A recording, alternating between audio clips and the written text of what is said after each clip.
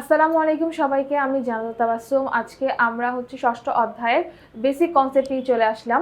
আজকে আমরা বেসিক কনসেপ্টের রক্ত এবং রক্তকণিকা সম্পর্কে জানবো। এটা কিন্তু খুব ইম্পর্টেন্ট একটা টপিক। আমি এখানে অনেকগুলো ছকের মাধ্যমে তোমার এই ইম্পর্টেন্ট টপিকগুলো একসাথে নিয়ে আসার চেষ্টা করেছি। তাতে কি হবে, তুমি একসাথে এই ফ্লো চার্ট বা টেবিলগুলো পড়লে তোমার পুরো কনসেপ্টটা একদম ক্লিয়ার হয়ে যাবে। তো প্রথমত আমরা আগে জানি যে রক্ত কি।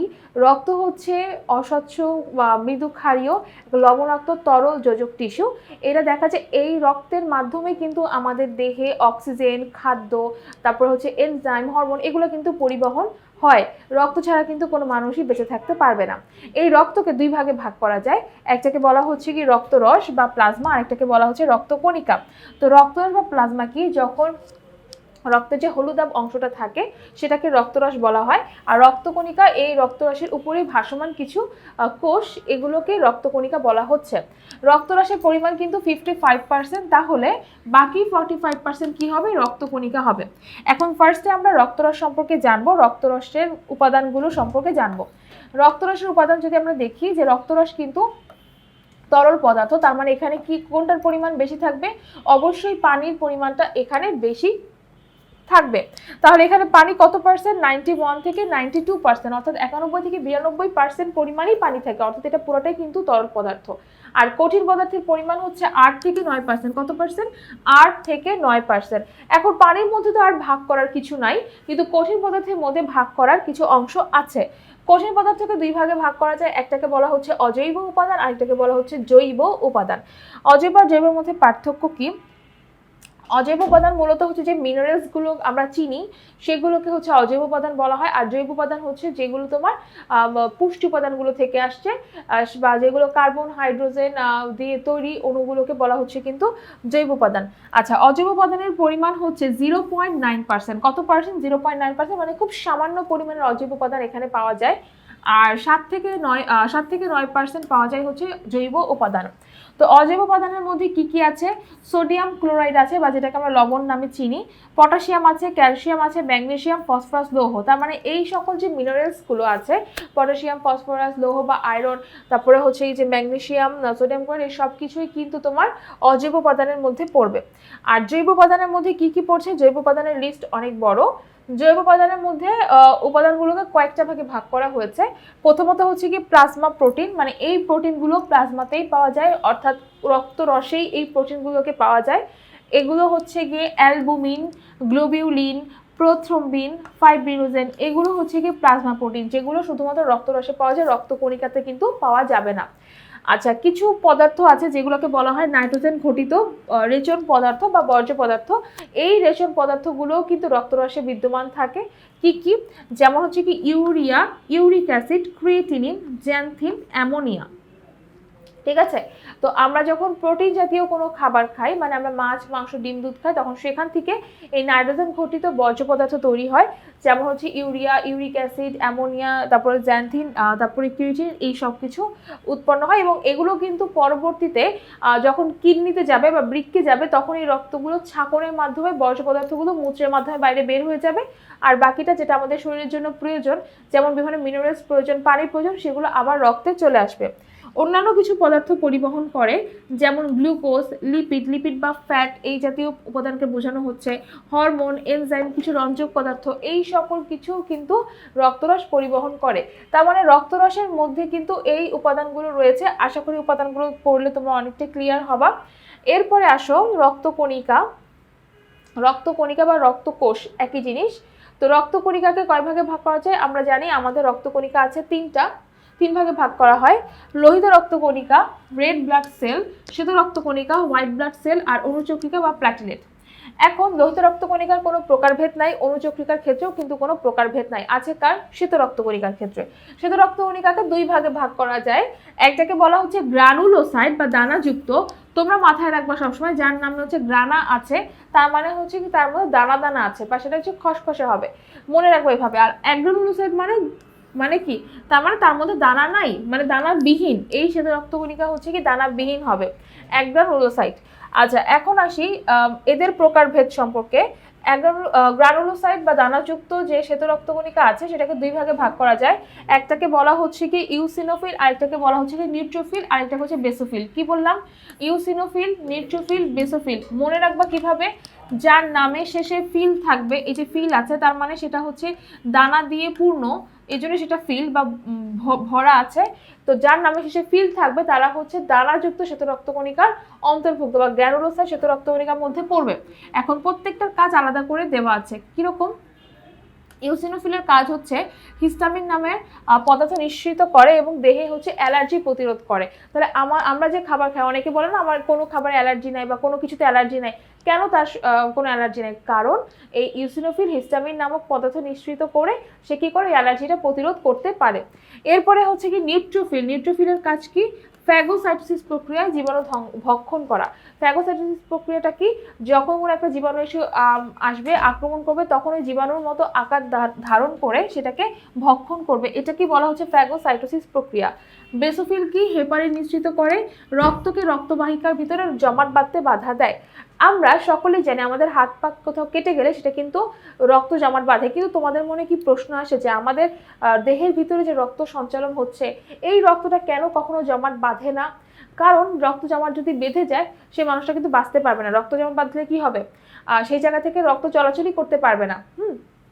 তুমি একটা জিনিস চিন্তা করো, যখন আমাদের এখানে অনেক বেশি বৃষ্টি হয় তখন ডোবানালা এগুলোতে হচ্ছে প্লাস্টিক বলো, পলিথিন বলো, এগুলোর জন্য কিন্তু আটকে যায়। তখন কি হয়?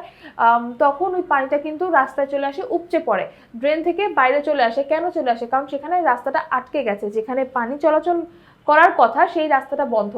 তো সেখানে তো পানিটা উপচে আসার মতো জায়গা আছে, কিন্তু আমাদের রক্ত তো রক্তনালীর ভিতরে সুরক্ষিত, রক্তনালীর ভিতরে সে চলাচল করে। তাহলে যখন এখানে কোথাও আটকে যাবে, কোনো রাস্তা যখন রক্ত চলাচলের পথে বাধা দিবে, তখন সে রক্তটা কোথা দিয়ে বের হবে? কোথাও তো বের হওয়ার জায়গা নাই, কোথাও তো ফুটা নাই, আমাদের রক্তনালীতে কোথাও তো ফুটা করা নাই, তো যে উপচে পড়বে। তো সেই ক্ষেত্রে তখন কি হয়? তখন হচ্ছে গিয়ে রক্ত কোথাও আটকে গেলে, রক্ত চলাচলের জায়গায় কোথাও যদি আটকে যায় তখন কিন্তু সেই মানুষটা মারা যেতে পারে।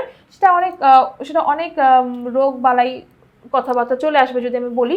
তো বেসোফিল কি করে? বেসোফিল হচ্ছে হেপারিন নামের এক ধরনের পদার্থ নিঃসৃত করে, যেটা এই রক্তবাহিকার ভিতরে যে রক্তটা আছে সেটাকে জমাট বাঁধতে দেয় না, মানে সেটা কখনোই জমাট বাঁধতে পারবে না, জমাট বাঁধলে কিন্তু সর্বনাশ। তো এই তিনটা শ্বেত রক্তকণিকার তিন ধরনের কাজ। এখন আসি হচ্ছে কি অ্যাগ্রানুলোসাইট বা দানাবিহীন যে শ্বেত রক্তকণিকা আছে সেগুলোর কাজ কি? আচ্ছা, দুই ধরনের হচ্ছে দানাবিহীন শ্বেত রক্তকণিকা আছে। একটা হচ্ছে কি লিম্ফোসাইট, আর একটা হচ্ছে কি মনোসাইট। এটা বানানটা হচ্ছে লিম্ফোসাইট হবে, লিম্ফোসাইট, আর একটা হচ্ছে মনোসাইট। লিম্ফোসাইট কি? অ্যান্টিবডি গঠন করবে, মানে অ্যান্টিবডি তৈরি করবে এবং হচ্ছে কি দেহে প্রবেশ করে রোগ জীবাণু ধ্বংস করবে। তাহলে লিম্ফোসাইটের কাজই হচ্ছে কি অ্যান্টিবডি তৈরি করা। অ্যান্টিবডিটা কি? যখন আমাদের শরীরে কোনো জীবাণু প্রবেশ করে, জীবাণুর বিপরীতে আমাদের দেহে শ্বেত রক্তকণিকা এক ধরনের প্রতিরোধ ব্যবস্থা গড়ে তোলে, সেগুলোই হচ্ছে কি অ্যান্টিবডি, যাতে এই অ্যান্টিবডি পরবর্তীতে যখন কোনো জীবাণু ওই জীবাণুটা যখন প্রবেশ করবে তাকে চিনে ধ্বংস করতে পারে। তো এই অ্যান্টিবডি গঠন করা এবং দেহে প্রবেশ করে রোগ জীবাণু ধ্বংস করার কাজ হচ্ছে লিম্ফোসাইটের। এরপরে হচ্ছে কি মনোসাইট। মনোসাইটের সাথে আরেকটা শ্বেত রক্তকণিকার কাজের মিল আছে, তোমরা এখানে দেখলেই বুঝতে পারবা। এই যে এখানে দেখো নিউট্রোফিল আর মনোসাইট দুটোরই কাজ সেম, ফ্যাগোসাইটোসিস প্রক্রিয়ায় রোগ জীবাণু ধ্বংস করে। এখন আমরা প্রত্যেকটা রক্তকণিকার বিস্তারিত সম্পর্কে জানবো, তো পরবর্তী টপিকে আমরা যাই। আচ্ছা, রক্তকণিকার প্রকারভেদগুলো আমরা দেখি। লোহিত রক্তকণিকা বা এটাকে বলা হয় এরিথ্রোসাইট বা ইংলিশে বলা হয় রেড ব্লাড কর্পাসেলস বা রেড ব্লাড সেল, একই কথা। শ্বেত রক্তকণিকাকে লিউকোসাইটও বলা হয়, হোয়াইট ব্লাড কর্পাসেলও বলা হয় বা হোয়াইট ব্লাড সেলও বলা হয়। অনুচক্রিকার আরেকটা নাম হচ্ছে থ্রম্বোসাইট বা হচ্ছে কি প্লেটলেট। হ্যাঁ, এখন এদের প্রথমে হচ্ছে আমার জানতে হবে এগুলোর উৎপত্তি কোথা থেকে হয়। প্রথমত হচ্ছে লোহিত রক্তকণিকার উৎপত্তি হচ্ছে লাল অস্থিমজ্জা, যকৃৎ এবং প্লীহা ভ্রূণ অবস্থায় এরা তৈরি হয়। অর্থাৎ যখন কোনো জীব ভ্রূণ অবস্থায় থাকে, খুবই ক্ষুদ্র যে নিষেকের পরে যে ভ্রূণটা তৈরি হয়, যখন ভ্রূণ অবস্থায় থাকবে তখন সেই জীবের যকৃৎ এবং প্লীহা থেকে লোহিত রক্তকণিকা তৈরি হবে।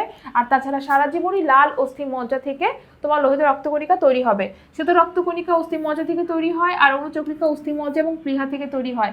তার মানে কি অস্থিমজ্জাটা কি কমন না? তার মানে অস্থিমজ্জা থেকে তিনটা রক্তকণিকাই তৈরি হবে।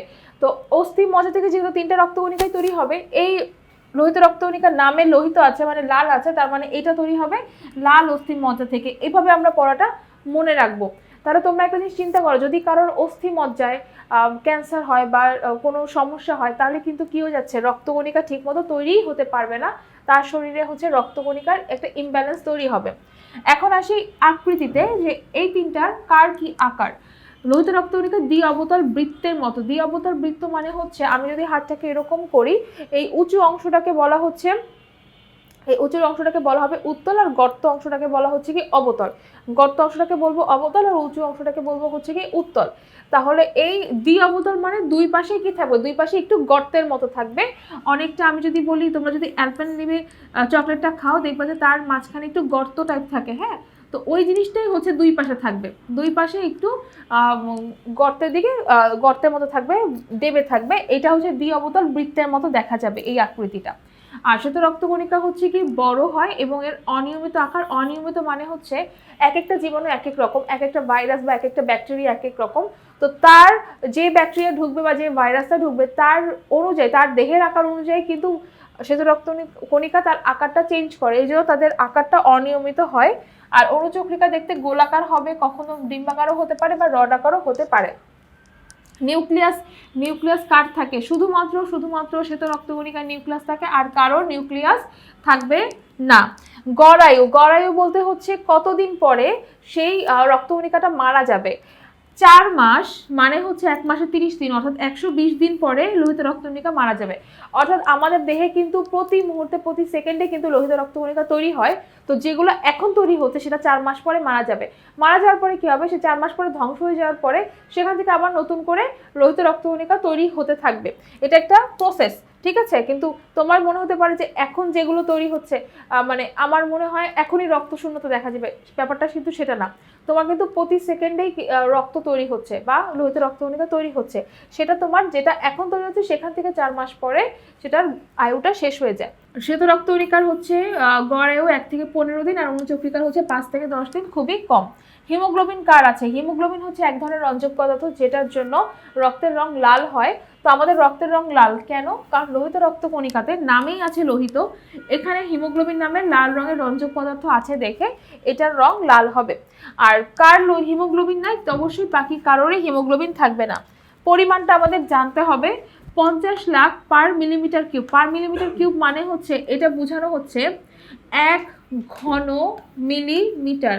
আমরা এখানে 1 ঘন মিলিমিটারের হিসাবগুলো রেখেছি, তোমাদের বইতে ঠিক সেমভাবে লেখা আছে। তাহলে 1 ঘন মিলিমিটার, ঘন মানে কিউব, 1 ঘন মিলিমিটারে তোমার 50 লাখ লোহিত রক্তকণিকা আছে। শ্বেত রক্তকণিকার পরিমাণটা একটু কম, 1 ঘন মিলিমিটারে 4 থেকে 10,000 পরিমাণ হচ্ছে গিয়ে শ্বেত রক্তকণিকা থাকে। আরেকটা হচ্ছে গিয়ে অণুচক্রিকার পরিমাণটা হচ্ছে 1 ঘন মিলিমিটারে 2.5 লাখ, ঠিক আছে, 2.5 লাখ পরিমাণের থাকে। এটা হচ্ছে গিয়ে একটা গড় একটা সংখ্যা, তার মানে লোহিত রক্তকণিকার পরিমাণটা কিন্তু সবচাইতে বেশি। এরপরে হচ্ছে কি প্রকারভেদ। লোহিত রক্তকণিকার কোনো প্রকারভেদ নাই, অণুচক্রিকার কোনো প্রকারভেদ নাই। আছে হচ্ছে কি শ্বেত রক্তকণিকা, এটাকে 2 ভাগে ভাগ করা যায়, অ্যাগ্রানুলোসাইট বা দানাবিহীন, আর একটা হচ্ছে গ্র্যানুলোসাইট বা দানাযুক্ত, যেটা আমরা প্রথমে পড়েছি। এখন আমরা কাজ দেখব। লোহিত রক্তকণিকার কাজ কি? হিমোগ্লোবিন অক্সি হিমোগ্লোবিন রূপে, এখানে কারেকশনটা তোমাদের বইতে দেওয়া আছে, সমস্যা নাই। অক্সি হিমোগ্লোবিন রূপে অক্সিজেন এবং কার্বন ডাইঅক্সাইড পরিবহন করে। অর্থাৎ লোহিত রক্তকণিকার যে হিমোগ্লোবিন আছে অক্সিজেনের সাথে যুক্ত হয়ে অক্সি হিমোগ্লোবিন তৈরি করে। যখন যে কোষে অক্সিজেন প্রয়োজন সেখানে অক্সি হিমোগ্লোবিন যাবে, অক্সিজেন দিবে, সেখান থেকে কার্বন ডাইঅক্সাইড পরিবহন করে নিয়ে আসবে। এই কাজটা লোহিত রক্তকণিকা করে। এরপরে হচ্ছে গিয়ে শ্বেত রক্তকণিকার কাজ হচ্ছে ফ্যাগোসাইটোসিস প্রক্রিয়ায় রোগ জীবাণু ধ্বংস করে, অ্যান্টিজেন চিহ্নিত করে, এখানেও শব্দটা একটু মিসিং আছে, অ্যান্টিজেন চিহ্নিত করে ও অ্যান্টিবডি তৈরি করে, ঠিক আছে, অ্যান্টিজেন চিহ্নিত করে অ্যান্টিবডি তৈরি করবে। এরপরে অণুচক্রিকার কাজ হচ্ছে রক্ত জমাট বাঁধতে সাহায্য করে এবং রক্তক্ষরণ বন্ধ করে। অর্থাৎ আমাদের যে জায়গাটাতে হচ্ছে তোমার আঙ্গুলে কেটে যাচ্ছে বা হাত পায়ের কোনো অংশ যদি কেটে যায় সেখানে রক্ত জমাট বাঁধতে সাহায্য করে অণুচক্রিকা এবং রক্তক্ষরণ বন্ধ করে। এখন আসি শ্বেত রক্তকণিকার যে ক্লাসিফিকেশন ছিল তার মধ্যে কিছু প্রকারভেদের মধ্যে কাজ মিল আছে, সেগুলোই আমরা এখন দেখব যে সহজে মনে রাখা যাবে। আচ্ছা, শ্বেত রক্তকণিকা সমূহের কাজ প্রথমত হচ্ছে মনোসাইট এবং নিউট্রোফিল, দুইটার কাজ কিন্তু সেম। মনোসাইট এবং নিউট্রোফিলটা কি? এটা হচ্ছে কি গ্র্যানুলোসাইট বা দানাযুক্ত শ্বেত রক্তকণিকা।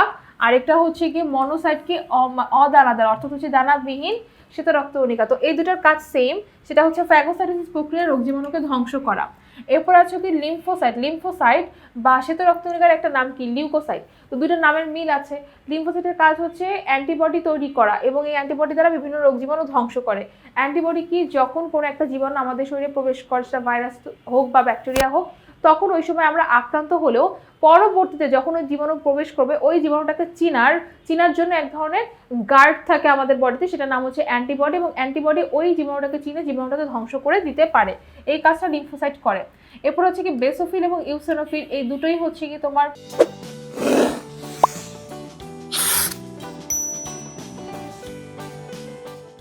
গ্যানুলোসাইট বা দানাযুক্ত শ্বেত রক্তকণিকা। হিস্টামিন নামের এক ধরনের রাসায়নিক পদার্থ নিঃসৃত করে দেহের অ্যালার্জি কি করবে, প্রতিরোধ করবে। অনেক সময় এমসিকিউর জন্য তোমার হচ্ছে গিয়ে কোশ্চেন দেয় এবং তার উত্তরে হচ্ছে গিয়ে তোমার দেখা যায় এরকম ডাবল উত্তর দেওয়া থাকে, বা বহুপদী সমাপ্তি সূচকের উত্তরের জন্য এই জায়গাগুলো থেকে কিন্তু এমসিকিউ আসতে পারে। তারপর হচ্ছে কি বেসোফিলের কাজ কি, বেসোফিলের একটা ইম্পর্টেন্ট কাজ হচ্ছে হেপারিন নিঃসৃত করে এবং রক্তবাহিকার ভিতরে রক্ত জমাট বাঁধতে বাধা দেয়, অর্থাৎ রক্তবাহিকার ভিতরে, রক্তনালীর ভিতরে, ধমনী শিরার ভিতরে রক্ত যাতে জমাট না বাঁধে, এই জন্য বেসোফিল হেপারিন নিঃসৃত করে। এখন আসি লিম্ফোসাইট এবং মনোসাইটের মধ্যে পার্থক্য কি। এই দুটোই হচ্ছে গিয়ে দানাবিহীন বা অ্যাগ্রানুলোসাইট শ্বেত রক্তকণিকার ক্লাসিফিকেশন। তো লিম্ফোসাইট সেটা হচ্ছে গিয়ে দেখতে বড় নিউক্লিয়াস, অর্থাৎ দেখতে হবে বড়, কিন্তু যেটা মানে বড় নিউক্লিয়াসটা হবে বড়, কিন্তু কণিকাটা হচ্ছে ছোট, মানে ছোট একটা কণিকা কিন্তু তার নিউক্লিয়াসটা হবে বড়।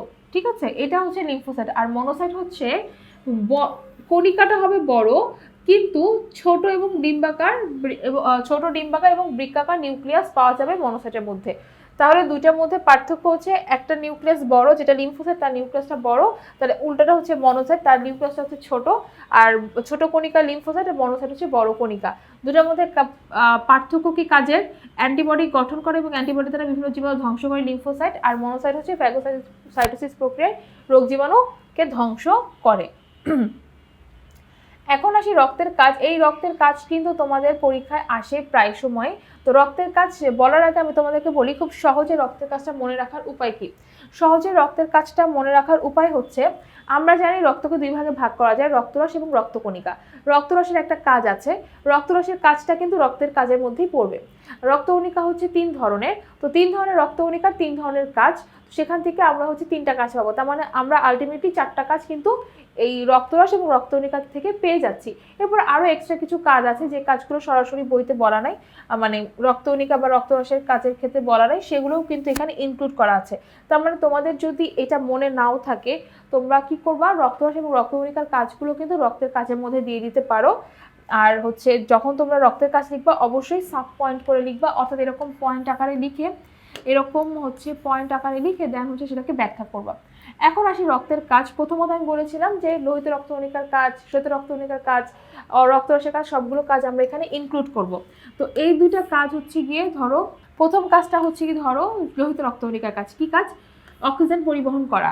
আমরা জানি লোহিত রক্তকণিকা কি করে, অক্সি হিমোগ্লোবিন রূপের কোষে অক্সিজেন সরবরাহ করে, অক্সিজেন পরিবহন করে, যেটা আমরা একটু আগে বলেছি। তারপরে হচ্ছে কার্বন ডাইঅক্সাইড অপসারণ করা। রাসায়নিক ক্রিয়া বিক্রিয়ার ফলে আমাদের কোষে যে কার্বন ডাইঅক্সাইডটা তৈরি হয় সেটাকে তো বের করে দিতে হবে, কিন্তু বের করে দেওয়ার জন্য কি করতে হবে, রক্তরস সোডিয়াম বাইকার্বনেট রূপে সংগ্রহ করে এই কার্বন ডাইঅক্সাইডকে, মানে রক্তরস কি করবে, কার্বন ডাইঅক্সাইডটাকে নিবে, সোডিয়াম বাইকার্বনেট তৈরি করবে, সেটা তারপরে ফুসফুসের সাহায্যে ফুসফুসে রক্তের মাধ্যমে নিয়ে আসবে, নিয়ে এসে নিঃশ্বাস বায়ুর সাথে দেহের বাইরে বের করে দিবে। মানে রক্ত সঞ্চালন প্রক্রিয়ার ক্ষেত্রে তোমার হৃৎপিণ্ড এবং ফুসফুস কিন্তু একসাথে কাজ করে। তো সেই ক্ষেত্রে যখন কার্বন ডাইঅক্সাইড আমাদের কোষে তৈরি হচ্ছে, রক্তরস সেই কার্বন ডাইঅক্সাইডটাকে সোডিয়াম বাইকার্বনেট হিসেবে সংগ্রহ করবে এবং রক্তের মাধ্যমে পরিবাহিত করে তোমার হচ্ছে ফুসফুসে নিয়ে আসবে, ফুসফুস থেকে আমাদের নিঃশ্বাসের মাধ্যমে কি হচ্ছে, কার্বন ডাইঅক্সাইড দেহের বাইরে উন্মুক্ত হয়ে যাবে। এরপরে হচ্ছে কি খাদ্য সার পরিবহন। খাদ্য সার কি করছে, এটা হচ্ছে রক্তরসের কাজ। দেখো রক্তরস কি করে, গ্লুকোজ, অ্যামাইনো অ্যাসিড, চর্বি কণা ইত্যাদি কোষে সরবরাহ করে। শুধু তাই না, আরও অনেক কিছু কিন্তু সরবরাহ করে। কি কি, এই যে হরমোন পরিবহন, এই যে হরমোন পরিবহন, যেটা নালীবিহীন গ্রন্থি থেকে যে হরমোনটা বের হয় সেটা কিন্তু রক্তের সাথে মিশে যায়, মিশে গিয়ে বিভিন্ন অঙ্গে সঞ্চারিত হয় এবং জৈবিক কাজে গুরুত্বপূর্ণ ভূমিকা পালন করে। আর হরমোনটা কি, হরমোন হচ্ছে আমাদের দেহে কিছু নালীবিহীন গ্রন্থি আছে, যে নালীবিহীন গ্রন্থিগুলোকে বলা হয় অন্তঃক্ষরা গ্রন্থি। এগুলো থেকে এক ধরনের রাসায়নিক পদার্থ বের হয়, এই রাসায়নিক পদার্থগুলো আমাদের দেহের বিপাকীয় কাজে, তারপরে যে শারীরিক কাজে, অর্থাৎ হচ্ছে আমাদের দেহের বলা যায় বিকাশে, মানসিক এবং শারীরিক বিকাশে কিন্তু গুরুত্বপূর্ণ ভূমিকা পালন করে। এক একটা হরমোনের এক এক কাজ। তারা কি করে, তারা বিভিন্ন অঙ্গে যাবে, মানে যেখান থেকে তোমার ওই হরমোন তৈরি হচ্ছে সেখান থেকে তৈরি হয়ে সেখানে কাজ করবে তা কিন্তু না, সেটা দূরবর্তী জায়গায় যাবে, দূরবর্তী অঙ্গে যাবে, সেটা হাত হোক, পা হোক, ব্রেন হোক, দূরবর্তী জায়গায় গিয়ে তোমার সেখানে হরমোন তার নিজের কাজটা করবে। আচ্ছা, তো এই হরমোন পরিবহন করে কে? রক্তরস হরমোন পরিবহন করে। রক্ত ছাড়া কিন্তু এই হরমোনটা পরিবাহিত হতেই পারতো না, কারণ তোমার এখানে একটা হরমোন আছে, থাইরয়েড গ্রন্থি আছে, তো এখান থেকে যে হরমোনটা তৈরি হচ্ছে, তোমার এই হরমোনের কাজ তো আমার অন্য জায়গায় করতে হবে। তোমার যে এই জায়গাটাতে শুধু হরমোন কাজ করবে তা কিন্তু না, হরমোন কিন্তু এই জায়গায় তৈরি হয় তোমার কিন্তু হাতে পায়ে, হাতে, তারপরে হচ্ছে বিভিন্ন অঙ্গে, অঙ্গের বিকাশে বা সাধনে কিন্তু ভূমিকা পালন করছে। তার মানে এখানে একটা মাধ্যম লাগবে বা ট্রান্সপোর্টেশন লাগবে, যার মাধ্যমে হরমোনটা ওই জায়গায় গিয়ে পৌঁছাবে। সেটা হচ্ছে গিয়ে রক্ত। এরপরে হচ্ছে এটা হচ্ছে রক্তরসের মাধ্যমে পরিবহন হয়। তারপর হচ্ছে তাপের সমতা রক্ষা করা। আমাদের দেহে অনবরত দহন ক্রিয়া সম্পাদিত হয়, অর্থাৎ আমাদের দেহে শ্বসন প্রক্রিয়ার মাধ্যমে কিন্তু কি তৈরি হচ্ছে, শক্তি তৈরি হচ্ছে, অক্সিজেন তৈরি হচ্ছে, শক্তি তৈরি হচ্ছে। আর এই শক্তির জন্য কিন্তু কি হচ্ছে, বিভিন্ন মাত্রার তাপ সৃষ্টি হয়। রক্তের মাধ্যমে সর্বত্র ছড়িয়ে তাপের সমতা রক্ষা হয়। আমাদের কোনো একটা অঙ্গ খুব বেশি গরম, কোনো একটা অঙ্গ খুব বেশি ঠান্ডা, এটা কিন্তু থাকে না। বর্জ্য পদার্থ নিষ্কাশন করা, দেহের জন্য ক্ষতিকর বর্জ্য পদার্থ বহন করে নিয়ে যাওয়া এবং বিভিন্ন অঙ্গের মাধ্যমে সেসব urea, uric acid, carbon dioxide হিসেবে নিষ্কাশন করে দেয়। অর্থাৎ এই যে আমরা যখন পড়েছিলাম রক্তরসের মধ্যে কিছু বর্জ্য পদার্থ থাকে, নাইট্রোজেন ঘটিত বর্জ্য পদার্থ, ইউরিয়া, ইউরিক অ্যাসিড থাকবে, অ্যামোনিয়া থাকবে, তারপরে কার্বন ডাইঅক্সাইড তো একটা বর্জ্য পদার্থ। এগুলো কি হয়, বিভিন্ন অঙ্গের মাধ্যমে এই বর্জ্য পদার্থগুলোকে বের করে দেয়, কিন্তু ওই জায়গায় যাওয়ার আগ পর্যন্ত সেটা তো একটা ট্রান্সপোর্ট লাগবে, সেই ট্রান্সপোর্টেশনের ব্যবস্থা কে করে, রক্ত করবে। তার মানে রক্তের মাধ্যমে বর্জ্য পদার্থগুলো নিষ্কাশন হয়। তারপর হচ্ছে রোগ প্রতিরোধ করা, এটা শ্বেত রক্তকণিকার কাজ। কয়েক প্রকারের শ্বেত রক্তকোষ ফ্যাগোসাইটোসিস প্রক্রিয়ায় দেহকে জীবাণুর আক্রমণ থেকে রক্ষা করবে। অর্থাৎ ফ্যাগোসাইটোসিস প্রক্রিয়া কি করছে, আমাদের দেহকে জীবাণুর আক্রমণ থেকে রক্ষা করবে। কারণ হচ্ছে দেহটা কি করছে, দেহে যখন কোনো জীবাণুর আক্রমণ হয় দেহটা কিন্তু অসুস্থ হয়ে যেতে পারে, বিভিন্ন রোগ লক্ষণ প্রকাশ পায়। সুস্থ রাখার জন্য শ্বেত রক্তকণিকার প্রয়োজন আছে। অ্যান্টিবডি এবং অ্যান্টিজেন উৎপাদনের মাধ্যমে রক্ত কি করছে, দেহের রোগ প্রতিরোধ ক্ষমতা বৃদ্ধি করে। এরপরে হচ্ছে রক্ত জমাট বাঁধা, দেহের কোনো অংশ যদি কেটে যায় তাহলে অনুচক্রিকা কি করবে, রক্ত জমাট বাঁধতে সাহায্য করে এবং দেহের রক্তক্ষরণ তখন বন্ধ করে দেয়। তাহলে এই যে আমরা 8টা কাজ করলাম, এই 8টা কাজ কিন্তু রক্তের ইম্পর্টেন্ট কয়েকটা কাজ। যখন তোমাদের পরীক্ষা আসবে অবশ্যই 8টা কাজ পয়েন্ট আকারে লিখে দিতে হবে। এখন আসি রক্ততঞ্চন। এর পরের অংশটা দেখো, রক্ততঞ্চন প্রক্রিয়া। রক্ততঞ্চন প্রক্রিয়াটা কি? রক্ততঞ্চন প্রক্রিয়া হলো যখন আমাদের দেহের কোনো অংশ কেটে যায় সেখানে রক্ত জমাট বাঁধে, এই জমাট বাঁধার প্রক্রিয়াটাকেই বলা হয় রক্ততঞ্চন প্রক্রিয়া। এই রক্ততঞ্চন প্রক্রিয়া কিন্তু একটা জটিল প্রসেস, যদিও এখানে খুব সহজভাবে তুলে ধরা হয়েছে। তো জটিল প্রসেসটা কিভাবে হচ্ছে, কার কার জন্য হচ্ছে, সেটা নিয়ে আজকে আলোচনা। প্রথমত দেখো, রক্ততঞ্চন এই প্রক্রিয়াটা সম্পন্ন করার জন্য অত্যাবশ্যকীয় উপাদান লাগবে 4টা, মানে যে 4টা উপাদান ছাড়া কখনোই রক্ততঞ্চন প্রক্রিয়া সম্ভব না।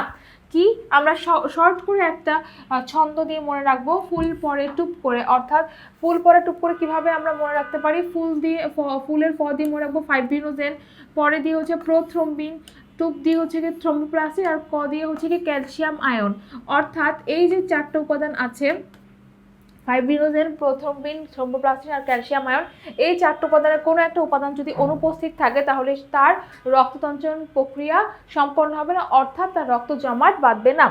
এখন রক্ততঞ্চন যে প্রক্রিয়াটা আছে, তোমরা ইন্টারভিউ উঠলে আরো ডিটেলসে জানবে, তবে তোমাদের এসএসসি বইয়ের জন্য যতটুকু প্রয়োজন সেটা কিন্তু এখানে তুলে ধরা আছে, একটা মানে ফ্লো চার্টের মাধ্যমে লিখে রাখা আছে। তুমি যদি মনে করো তুমি পরীক্ষায় এভাবে লিখবা তাহলে কিন্তু ঠিক হবে না। তুমি এটা লিখতে পারো, তবে তার সাথে অবশ্যই ব্যাখ্যা দিবা।